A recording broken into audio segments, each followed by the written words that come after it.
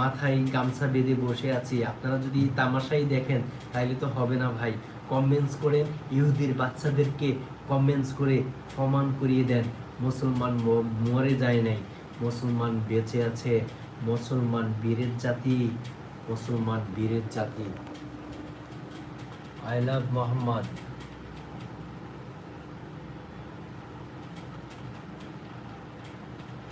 শরীরে এক ফোঁটা রক্ত থাকা পর্যন্ত I love Mohammad, I love Mohammad, I love Mohammad বলেই যাব।